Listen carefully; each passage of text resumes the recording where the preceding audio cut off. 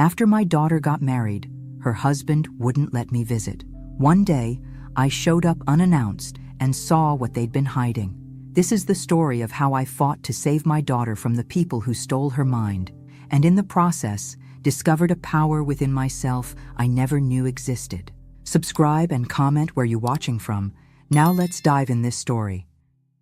Don't enter this room. I froze, my hand still on the doorknob, heart pounding in my chest. The door was already cracked open, revealing scattered papers, strange symbols on the walls, and a photograph of a smiling man on what appeared to be some kind of altar.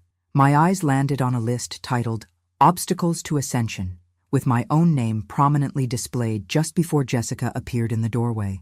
I hardly recognized my daughter. Her once warm eyes were vacant, her expression hostile in a way I'd never seen before. "You'll never see me again," she hissed, a stranger wearing my daughter's face. "You're dead to me." Those words cut deeper than any knife could reach.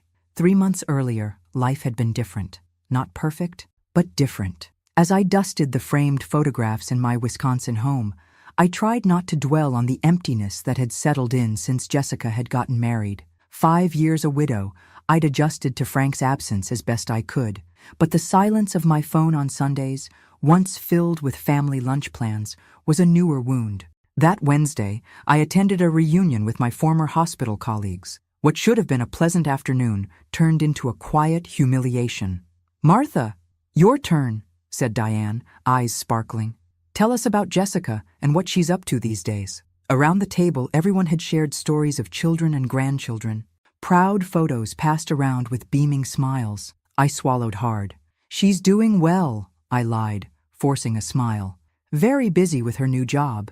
We don't get to talk as much as we'd like." The truth, that I had received only formal cold messages for the past 3 months, stayed locked inside me. Carol, who had known me for 30 years, touched my hand. "That's too bad that your daughter doesn't have time for her own mother. Frank would be so disappointed." I nodded, maintaining my smile while something inside me crumbled. Back home, I found the anniversary dinner invitation I'd sent returned in the mail. The attached note from David read simply, "Jessica is on a spiritual retreat. We won't be able to attend." I stared at the last photo taken of us together, before Jessica had married David, before she'd started changing into someone I no longer recognized. Her smile had been real then. Her eyes had been alive.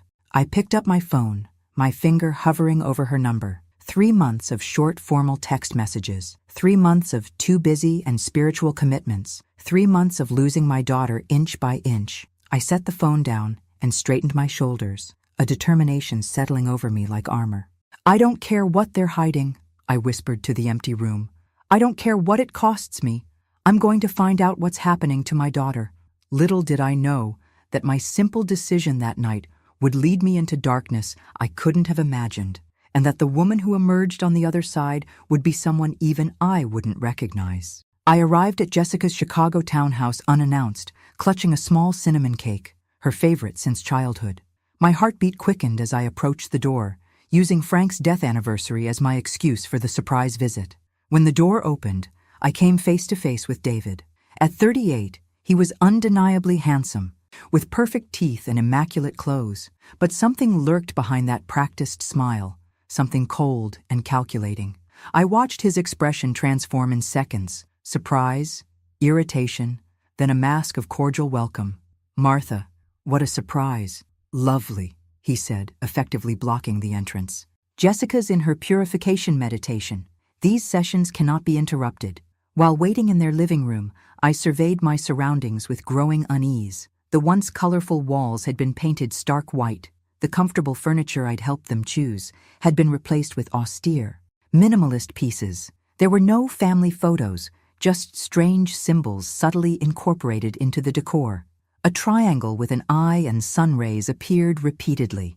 In the corner, a security camera monitor blinked steadily. When Jessica finally appeared, my heart nearly stopped. This wasn't my daughter. Not really. She was at least 15 pounds thinner, her once flowing hair now partially shaved on one side. Dark circles shadowed her sunken eyes. When she hugged me, her body remained rigid, as if human touch caused her physical pain. "Are you all right, sweetheart?" I whispered, feeling the bones beneath her skin. "I've never been better," she replied in a monotone voice. "I've finally found my higher purpose." Lunch was a sad affair, a purification meal consisting of unseasoned vegetables. David dominated the conversation, speaking incessantly about ascended illumination and its leader, Marcus Reed, who had rescued Jessica from her mundane existence. I watched in horror as my daughter, once fiercely independent, constantly looked to David for approval before speaking. When I mentioned Frank, I caught a flicker of genuine emotion cross Jessica's face. David immediately stepped in. "Toxic past attachments are anchors, darling. Remember what the guide teaches about cutting limiting ties." That's when I noticed it, a bruise partially hidden by Jessica's collar. When I asked about it, David quickly answered, "Jessica had a purification reaction during our last liberation ritual. It's part of the ascension process." As I was leaving, I overheard their muffled argument through the slightly open window. David held Jessica's face roughly between his hands. "Your mother is an obstacle to your evolution. The sooner we cut that tie, the faster you'll ascend." I stood frozen on the sidewalk, my blood turning to ice. The daughter I'd raised, bright, independent, loving, was disappearing before my eyes. The man who was supposed to love her was isolating her, controlling her, possibly hurting her. What terrified me most wasn't just Jessica's physical transformation. It was the emptiness in her eyes, as if the essential spark that made her Jessica had been methodically extinguished, replaced with something hollow and obedient. I got into my car, hands shaking so badly I could barely insert the key. Whatever was happening to my daughter went far beyond a strange spiritual phase. Something was deeply, terrifyingly wrong, and I was the only one who could see it. In the weeks after my visit, I spiraled into a pit of worry and self-doubt. I called Jessica repeatedly, but the conversations were brief and superficial when they happened at all. David was always nearby, often on speakerphone, monitoring every word. During a routine medical checkup, I broke down when Dr. Wilson, who had been my doctor for decades, asked about Jessica. "Martha, your blood pressure is concerning me," she said, reviewing my chart. "How are things at home?" The simple question unleashed a flood of tears I'd been holding back for weeks. Dr. Wilson listened patiently as I poured out my fears, then suggested therapy to help manage my stress. "This situation with Jessica sounds extremely difficult," she said gently. "You need support too." I began attending a seniors support group, but felt even more isolated there. While others shared stories about attentive children who visited regularly, I sat silent, swallowing the pain of abandonment. During a moment of desperation, I called Emily, one of Jessica's college friends. "I lost touch with her too," Emily admitted. "After she started dating that guy, she just disappeared. First, she stopped hanging out with us. Then she stopped responding to messages completely. The last time I saw her, she seemed different, like she was following a script. My birthday came and went without a call from Jessica. All I received was a generic text message that didn't even sound like her. "Happy birthday. Blessings on your earthly journey. Gratitude for your role in my physical existence." That night, flipping through old photo albums, I found a card Jessica had written when she was 16. "Mom, you're my best friend and my hero. I'll never let anything come between us." The words now seemed to belong to another lifetime, another person entirely. I couldn't sleep. At 3 a.m., I sat at my computer and typed "Ascended Illumination" into the search bar. The official website appeared sleek and professional, filled with buzzwords about personal transformation, financial freedom, and detachment from society's limiting structures. Photos showed smiling people in white clothing at luxurious retreats, all with the same intense gaze I'd seen in Jessica's eyes. Digging deeper, I found a discussion forum where former members shared their experiences. My blood ran cold as I read accounts of people who had lost their life savings, cut ties with family members, followed extreme purification diets, and participated in humiliating confession rituals. One post particularly caught my attention, written by a woman named Samantha. "My sister has been there for 2 years. She sold her house, donated almost everything to the guide, and rarely speaks to us now. When she visits, she seems like a different person.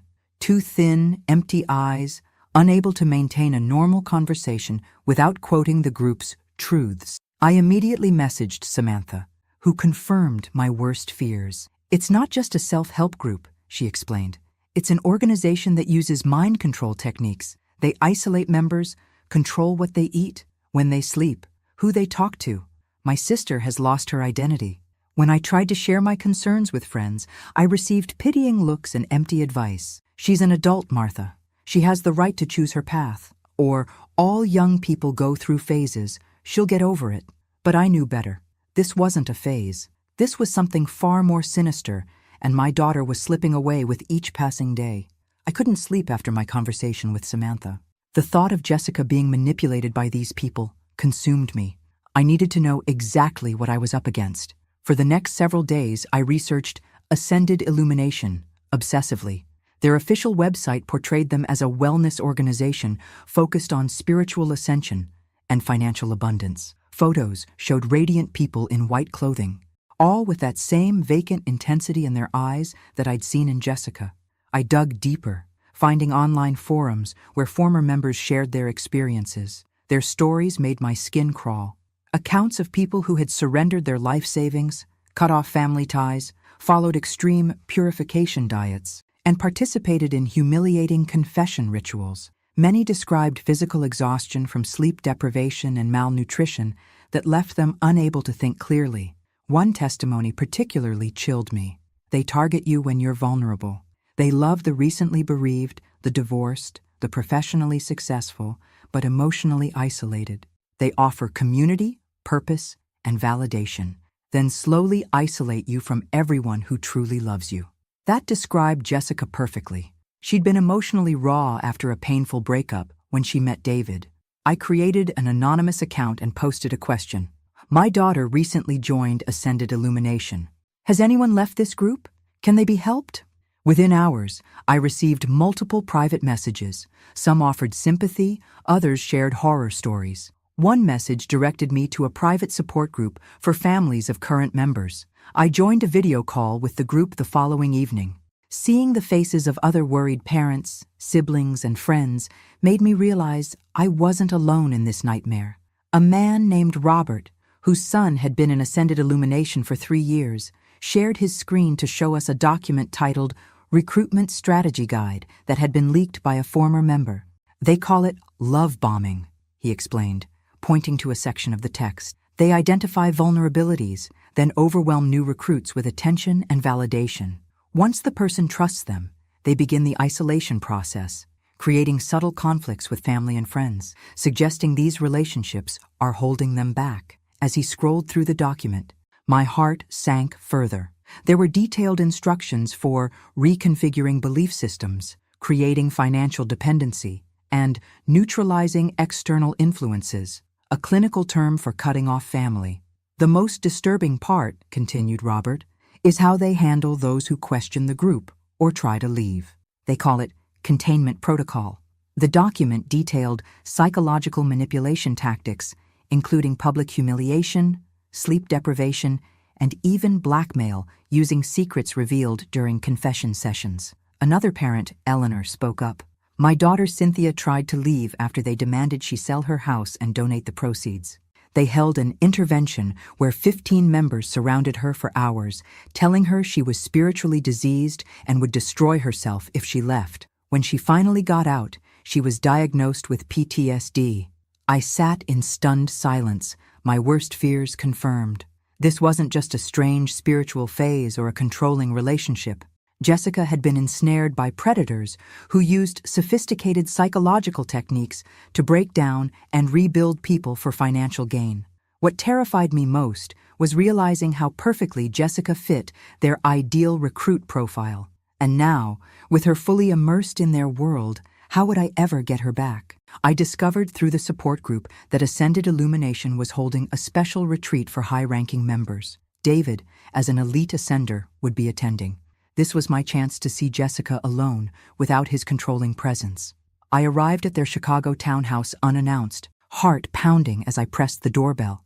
To my surprise, Jessica answered. For a brief moment, before her programmed mask slipped back into place, I glimpsed my real daughter, eyes brimming with tears, lips trembling, a flash of the Jessica I knew.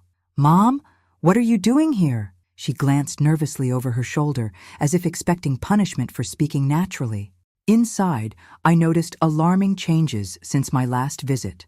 More symbols covered the walls. An elaborate altar featured a photograph of Marcus Reed surrounded by candles. Rigid schedules detailed activities like self-purification and fault confession. The refrigerator contained only wilting vegetables and strange bottled drinks with the group's label. "Would you like some purification tea?" Jessica asked mechanically. While she prepared it in the kitchen, I scanned the living room. A notebook lay open on the coffee table. Flipping through it quickly, I found pages of the same phrase written obsessively. "Biological family contaminates ascension," and "To donate is to receive illumination." On another page, a list titled Donation Goals showed astronomical figures, including a disturbing entry. Johnson Property, after completing transfer, $350,000. My property, my home. I noticed Jessica carefully avoiding a closed door at the end of the hallway. When I casually asked about it, she changed the subject abruptly. "It's a sacred space. No one can enter." While Jessica returned to the kitchen, I seized my chance. The door wasn't locked. Inside, I discovered what could only be described as an operations center. Maps covered the walls with locations marked. Lists of names, family friends, Jessica's former colleagues, had annotations like potential recruit, resistant to message, promising financial target. Financial documents scattered across a desk showed massive transfers to Ascended Illumination Foundation. Jessica's savings. Most disturbing were papers indicating plans to sell my house, which Jessica would inherit, along with passports and documents for an imminent move to their International Elevation Center in Costa Rica, scheduled just 3 weeks away. In a folder marked Confidential Recruiters Only, I found a detailed manual on identifying and manipulating vulnerable people. The section titled Ideal Target Profile described Jessica with frightening accuracy. Recently bereaved individuals, professionally successful but emotionally isolated, with access to significant financial resources. I was so absorbed in these documents that I didn't hear Jessica approach. When I turned, I saw a transformation that chilled me to the bone: cold anger, complete detachment. "How dare you?" Her voice was unrecognizable. "You invaded my sacred space." I tried to explain my concerns, but Jessica seemed incapable of hearing me. As if reciting a memorized script, she declared, "You are no longer welcome in my home. Your energy patterns are contaminating my ascension." She grabbed her phone. "I'm calling the Ascension Guardians. You have 1 minute to leave, or they'll ensure your removal and process you for trespassing." Devastated and terrified, I was forced to leave under threat of never seeing my daughter again. As the door slammed behind me, I realized with growing horror that I was running out of time to save her. For 3 days after being thrown out of Jessica's home, I barely functioned. I alternated between sobbing uncontrollably and staring blankly at walls. The image of my daughter's cold, detached face haunted me. When had Jessica, my warm, independent, critical-thinking daughter, become this hollow-eyed stranger? On the 4th day, I woke with a clarity that cut through my despair. My nursing career had taught me one vital lesson: emotional breakdowns don't solve medical emergencies. And this was an emergency. I created a methodical research plan using skills honed through decades of nursing. I compiled everything I knew about Ascended Illumination, established a timeline of Jessica's changes, and documented every interaction since she met David. I reconnected with Samantha, who invited me to a support group for families of people in controlling organizations. The meeting was held in a community center basement filled with people whose haunted expressions mirrored my own. "Everyone, this is Martha. Her daughter Jessica was recruited by Ascended Illumination about a year ago," Samantha introduced me. A man with tired eyes approached afterward. "I'm Michael. I was with Ascended Illumination for 3 years, got out 8 months ago." We spoke privately in a corner, his voice low and urgent. "They're not what they seem," he explained. "They start by promising personal growth, but gradually isolate you, control your food, sleep, relationships, even your thoughts.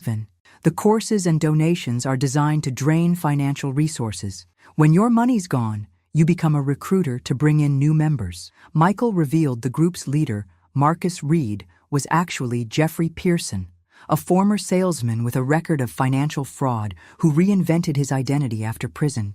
They target people at vulnerable moments, after significant losses, relationship breakups, or professional crises, exactly like Jessica was when she met David. My stomach dropped when Michael mentioned David. What about him? Michael's expression darkened. David isn't just a member. He's an elite recruiter with a history of involving himself with financially stable women to bring them into the group. You mean their relationship was planned? The room seemed to spin around me. Likely. We called them love contractors. Jessica wouldn't be his first target. I learned about the mind control techniques used by the group: sleep deprivation, restrictive diets that weakened critical thinking, gradual isolation from friends and family, and confession sessions used later as emotional blackmail. They create a crisis, Michael explained, make you believe the outside world is dangerous, that only they have the solution. They break you down through exhaustion, hunger, and emotional manipulation until you can't tell reality from their programming. That night, I spread my research across my dining room table: financial records, testimonies from former members, information about Jessica's bank accounts that I still had access to as a co-signer from her college days. The pattern was undeniable and terrifying. In just 1 year, Jessica had transferred nearly $180,000 to Ascended Illumination, her entire inheritance from Frank, plus her savings. David had appeared in her life precisely when she was most vulnerable. Within months, she'd changed her appearance, cut contact with friends, reduced communication with me, and surrendered her financial independence. This isn't a spiritual journey, I whispered to the empty room. It's a systematic dismantling of my daughter's identity. I knew then that confrontation wouldn't work. I needed a strategy as meticulous and calculated as theirs had been. If I was going to save Jessica, I had to outthink the predators who had taken her. I understood now that direct confrontation would never work. People had tried to rescue members from Ascended Illumination before, only to push them deeper into isolation. I needed expert guidance. Through the support group, I connected with Dr. Lawrence, a specialist in helping people leave controlling groups. He agreed to meet me at a coffee shop away from my usual haunts. "Martha, you need to understand something crucial," he said, his voice gentle but firm. "Your daughter believes she's made this choice freely. Any attempt to force her out will only reinforce the group's message that the outside world doesn't understand or respect her." "Then what can I do? Just watch as they take her to Costa Rica in 3 weeks?" My voice cracked with desperation. "The first step is maintaining open communication. However painful that might be," Dr. Lawrence advised, "surface-level acceptance is better than confrontation. You need to be the bridge for when she's ready to question." I spent that evening crafting a careful letter to Jessica. I apologized for invading her space and expressed a desire to better understand her journey. I enclosed a small gift, a bracelet that had belonged to Jessica's grandmother, a strong family symbol that might evoke memories from before the group. Next, I began studying the language and concepts of Ascended Illumination. I needed to communicate with Jessica on terms she now understood, to become fluent in the vocabulary that had replaced her normal speech. With legal help, I updated my will and financial documents to protect my assets, not out of selfishness, but to prevent them from being drained by the group if something happened to me. Parallel to these efforts, I started gathering financial and legal evidence about Ascended Illumination. Working discreetly with a lawyer specializing in fraud cases, I discovered preliminary investigations into the group in 2 different states. The most dangerous part of my plan came next. I needed to understand their recruitment and control methods firsthand. Through the support group, I located an upcoming introductory illumination workshop in Detroit, far enough from home that no one would recognize me. When I told Dr. Lawrence and Michael what I was planning, they both objected strenuously. "That's extremely dangerous," Dr. Lawrence warned.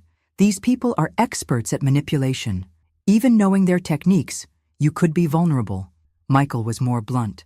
"They'll destroy you if they discover who you are." But I had made my decision. Standing before my bathroom mirror, I began my transformation. I dyed my silver-gray hair a warm auburn.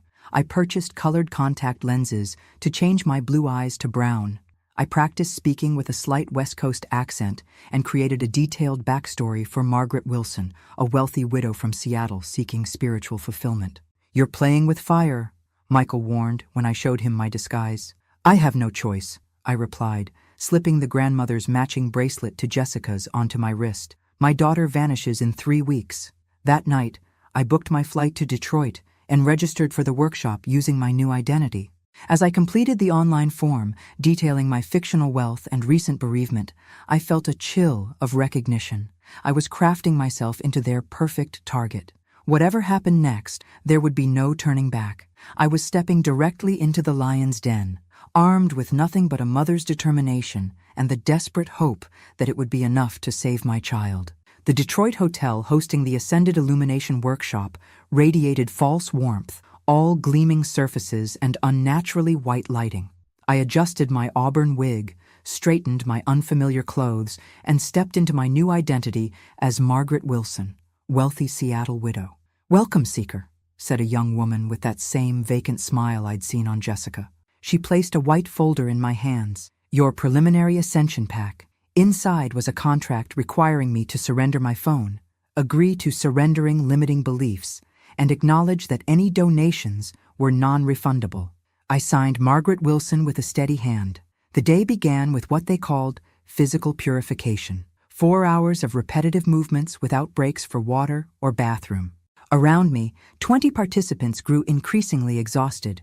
I recognized the technique from my research: physical depletion to weaken mental resistance. During the rare breaks, facilitators hovered nearby, ensuring no private conversations occurred. Everyone was paired with a guide who never left their side. Mine was a young man named Timothy, with sunken cheeks and rehearsed enthusiasm. "How long have you been with Ascended Illumination?" I asked during lunch, a meager portion of unseasoned vegetables. "3 beautiful years of transformation," he responded mechanically. "I've progressed to level 4 clarity. 2 more levels until I reach Elite Ascender status." "Like David Winters?" I asked casually. Timothy's eyes widened with reverence. "You know of Elite Ascender Winters. He's one of the most successful recruiters. They say he's brought 15 elevated souls to full donation commitment this year alone." My stomach tightened. 15 people like Jessica. 15 families destroyed. The afternoon session was called Emotional Unburdening. Participants were pressured to publicly share their most painful memories and shameful secrets. I watched in horror as people revealed traumatic experiences while facilitators took notes. Blackmail material, I realized. When my turn came, I shared a carefully crafted story about my fictional husband's death, incorporating enough real grief from Frank's passing to appear authentic. "I feel so alone," I finished, forcing tears. "Biological bonds are illusory," replied the session leader. "True family is found in ascension. When you release your wealth burden, you'll find connection beyond imagination." As the day progressed, I witnessed textbook manipulation techniques, love bombing, alternate praise and criticism, information control, and subtle denigration of outside relationships. During the final session, my heart stopped. David himself walked in. He scanned the room with predatory precision, his gaze lingering on a young woman who, I'd learned, had recently inherited a substantial sum. Then his eyes met mine. I lowered my gaze, pretending to take notes. When I dared look up, he was approaching. "Margaret Wilson, correct?" His smile didn't reach his eyes. "Your energy signature is quite remarkable." "Thank you," I replied, forcing my voice not to tremble. "I'm just beginning my journey." He studied my face intently. "Strange, you remind me of someone." "I have one of those faces," I said lightly. "Everyone thinks they've met me before." His eyes narrowed. "Where did you say you're from?" "Seattle. Lived there my whole life." Something flickered across his face. Doubt, perhaps suspicion. But then he was called away by another facilitator. As he left, I overheard him say, "Put Wilson on the priority cultivation list. She has significant donation potential." I'd successfully infiltrated their world, but in doing so, I'd also placed myself directly in David's sights. The hunter was now evaluating me as potential prey, never suspecting I was hunting him. The second day of the workshop began with a purification ceremony at 5 a.m. Sleep deprivation, another classic control tactic. On empty stomachs, we chanted mantras for 2 hours while facilitators circled like sharks, identifying the most susceptible participants. During a brief break, I overheard 2 facilitators discussing the day's agenda. "Reed is coming for the elevated selection." "Which ones are ready?" asked the first. "The widow from Seattle has potential. Winters flagged her as priority cultivation." My heart raced. I'd attracted exactly the attention I needed and feared. After another grueling session of limiting belief extraction, all 30 participants were herded into the main hall. The atmosphere shifted palpably as Marcus Reed entered. In person, he was more imposing than photos suggested. Tall, with penetrating eyes and an aura of absolute authority. "Seekers," he began, his voice a hypnotic cadence. "Few are chosen for accelerated ascension. Those selected will join us for an exclusive elevation dinner." Reed moved through the crowd, stopping occasionally to touch someone's forehead in blessing. When he reached me, his eyes locked with mine. I forced myself to maintain eye contact while appearing suitably awed. "You carry interesting energies," he said, studying me. "A lifetime of service to others, a deep loss, and—" He paused, tilting his head. "Unusual determination." My pulse pounded in my ears. Had he seen through my disguise? His hand rested on my shoulder. "You will join us tonight." 8 of us were selected for the dinner in a private hotel suite. I was seated directly across from Reed, with David 2 seats away. The room featured the same altar-like arrangement I'd seen in Jessica's home, with Reed's portrait surrounded by candles. "Before we begin our elevated communion," Reed announced, "let us share our financial burdens." One by one, participants disclosed their assets, investment portfolios, real estate holdings, inheritance funds. When my turn came, I described my fictional wealth in practiced detail. "Impressive," Reed nodded. "Yet these material anchors prevent true elevation.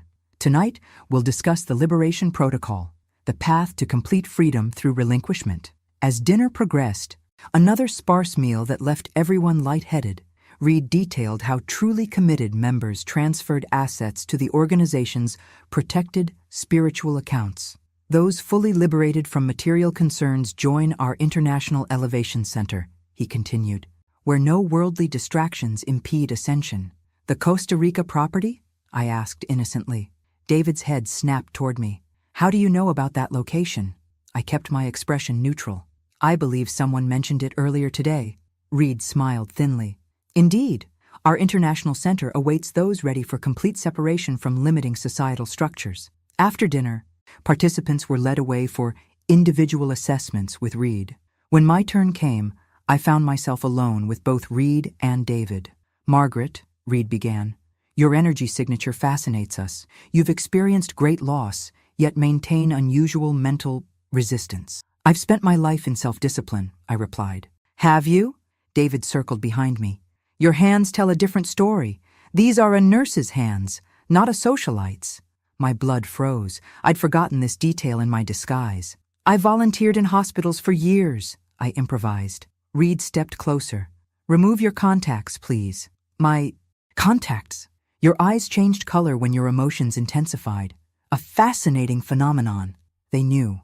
Somehow they knew. Reed's smile turned predatory. "Now, why don't you tell us who you really are?" "Martha." My heart nearly stopped. The carefully constructed disguise, my entire plan, crumbling in seconds. "I don't know what you're talking about," I said, fighting to keep my voice steady.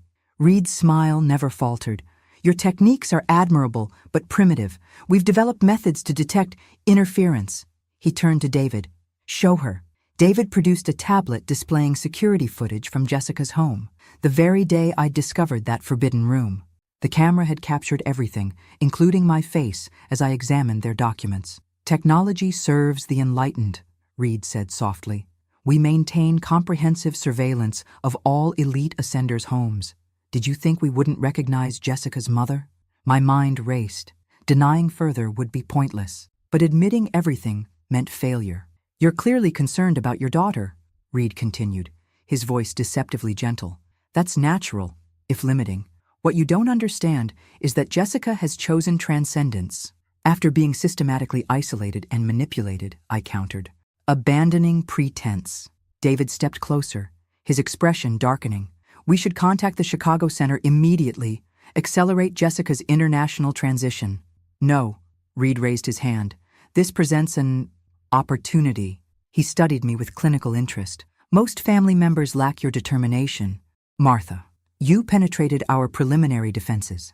Impressive. What do you want?" I asked bluntly. "The same thing you do. Resolution." Reed circled me slowly. "Jessica stands at a critical threshold. Her financial contributions have been substantial, but her emotional severance remains incomplete. You are the final attachment preventing her total liberation. You mean my death would be convenient, I stated flatly, nursing instincts assessing the nearest exit. Reed laughed, a sound devoid of warmth. Nothing so dramatic. We simply offer a choice, continued interference, which forces us to accelerate Jessica's relocation to Costa Rica immediately. Or cooperation. What kind of cooperation? Sign a notarized statement that Jessica's decisions are her own, that our organization bears no liability for her choices, and that you'll cease all contact attempts. David placed papers before me. In exchange, she remains in Chicago for 6 more months. 6 months. Time I desperately needed. And if I refuse, she leaves tomorrow. Reed shrugged. Our jet is always ready. My nursing career had taught me when to fight and when to strategically retreat. This moment demanded the latter. I'll sign, I said quietly. Wise choice, Reed nodded to David. Arrange the notary.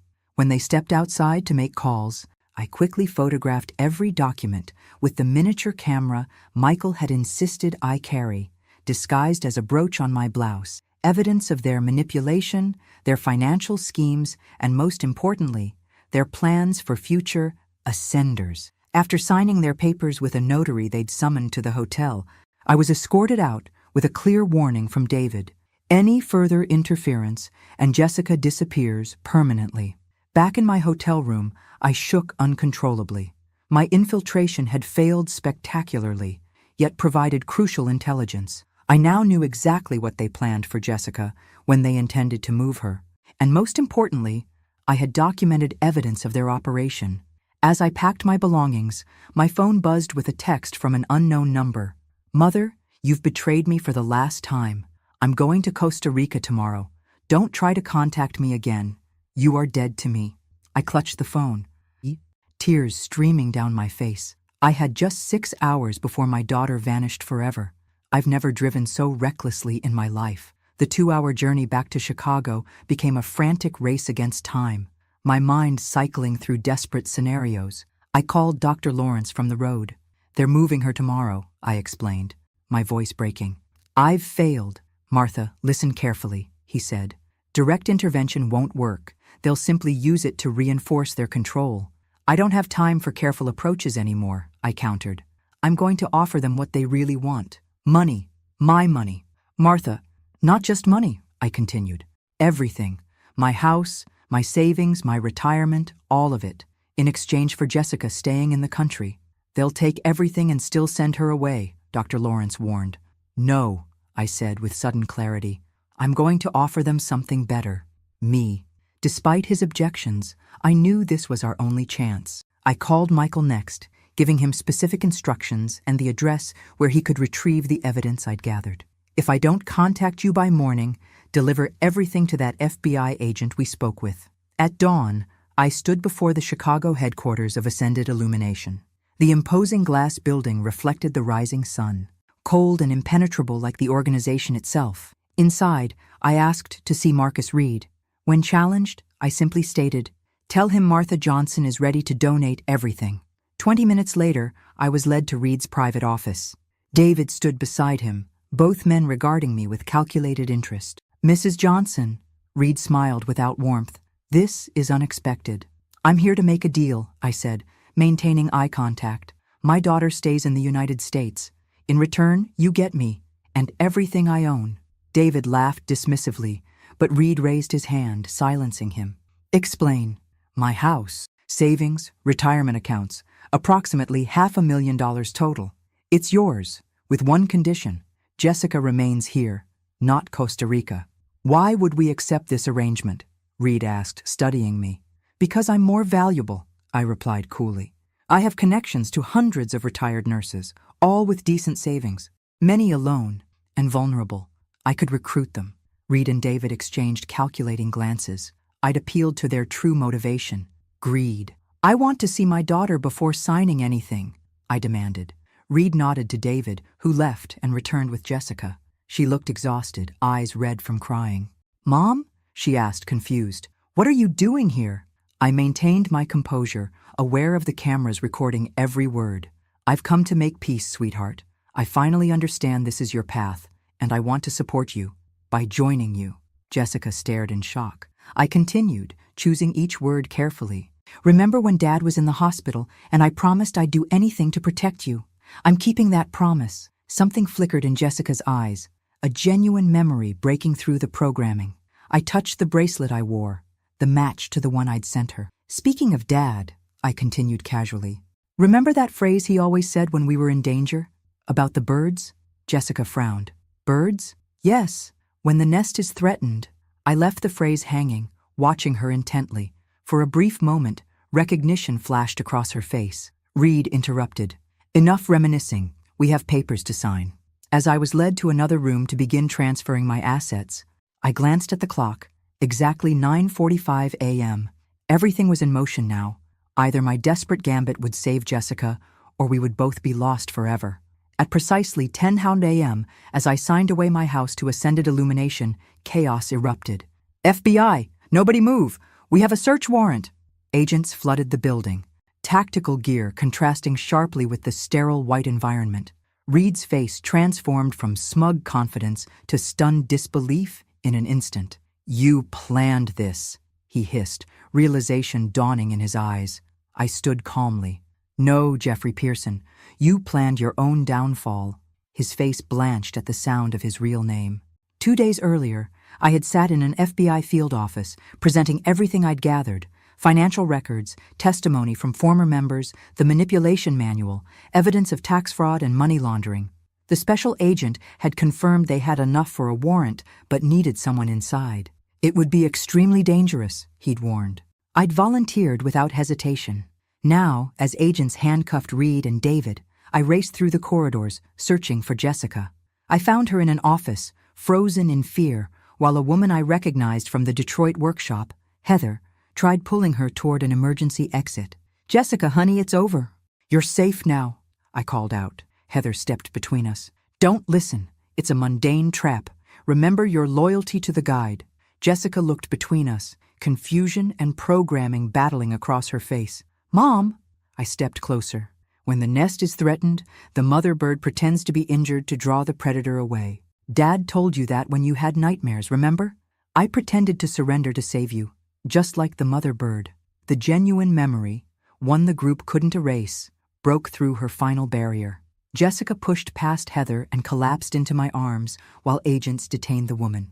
The following weeks were the hardest. Jessica alternated between clarity and relapse into the group's programming.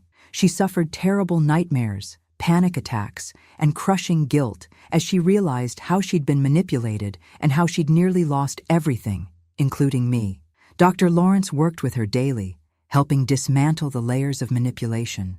I attended every session, holding her hand through the worst moments. How could I have been so stupid? Jessica asked during a particularly painful session. I had an education, a career, independence. No one is immune to sophisticated psychological manipulation, Dr. Lawrence explained. They found you at your most vulnerable moment and exploited every weakness. This could happen to anyone. Recovery came gradually. Small milestones became major victories. The first day without involuntarily reciting group mantras.